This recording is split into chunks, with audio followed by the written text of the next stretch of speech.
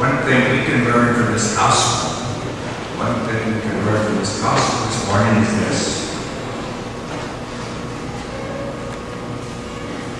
This manager really loved himself without loving his neighbor, without loving his employee. He cared only about himself. And that's what happens when we simply think only of ourselves without thinking of God first. Or thinking of our neighbor first. Or with us. That's what happens. And we've been masses this whole week, for the last 5 weeks.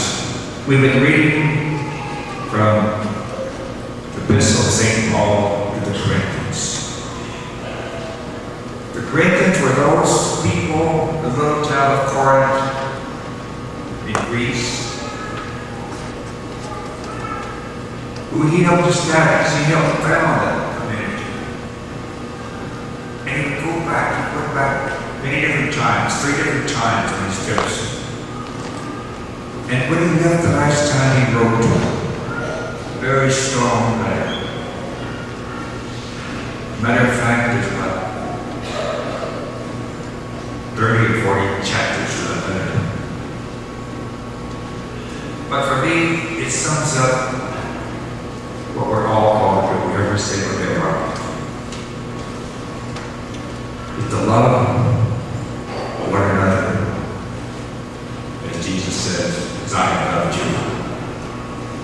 And that's one of the things we cannot argue.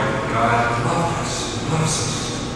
That's why He created us, why we're on this earth, why He created the universe, He created grass and water, flowers, food. Those are gifts. Those are simply gifts.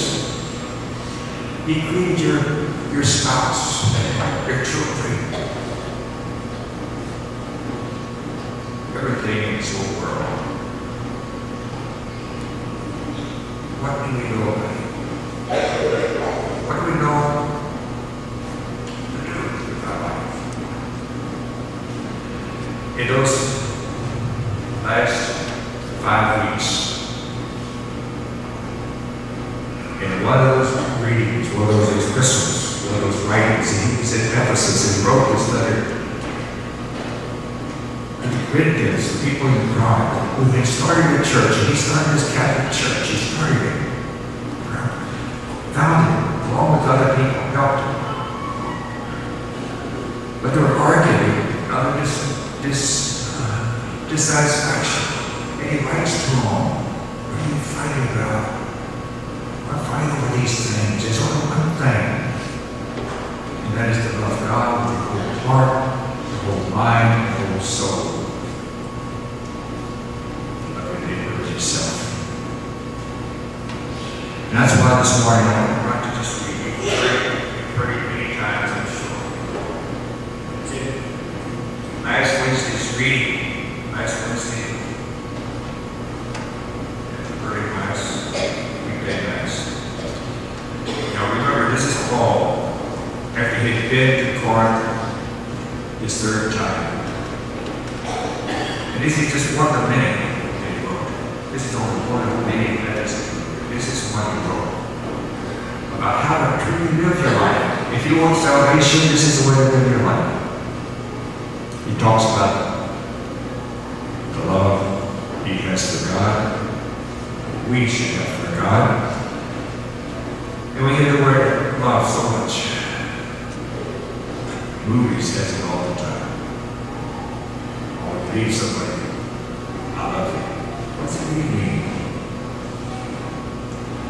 I think I heard the definition of love that kind of sums it up in one sentence. Love is this.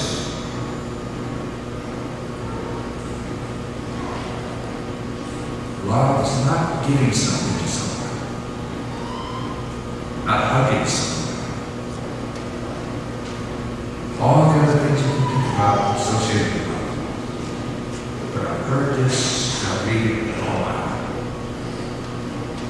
Because we cannot do it.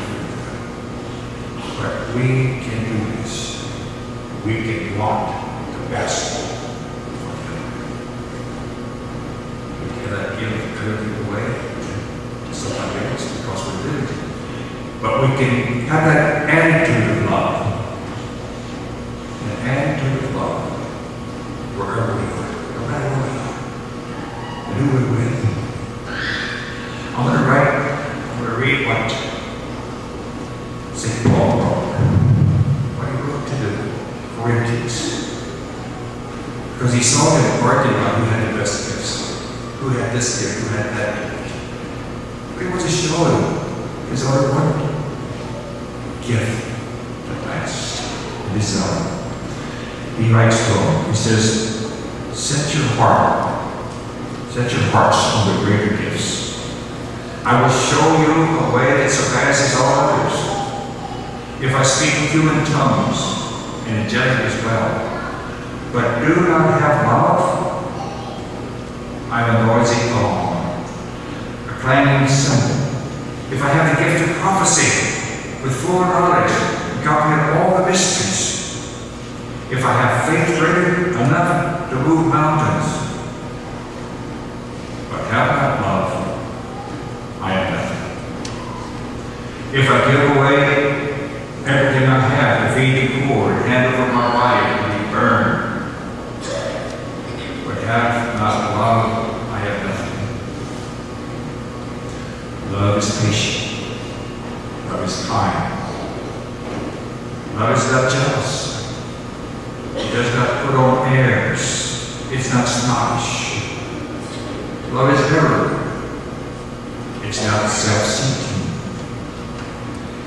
It is not prone to anger. Neither does it brood over injuries. Love does not rejoice in what is wrong, but rejoices with the truth. There is no limit to love's forbearance, to its trust, to its hope, its power to do. Love never fails. Prophecies will cease and tongues will be silent. Knowledge will pass away. Our knowledge is imperfect, and our prophesying is imperfect.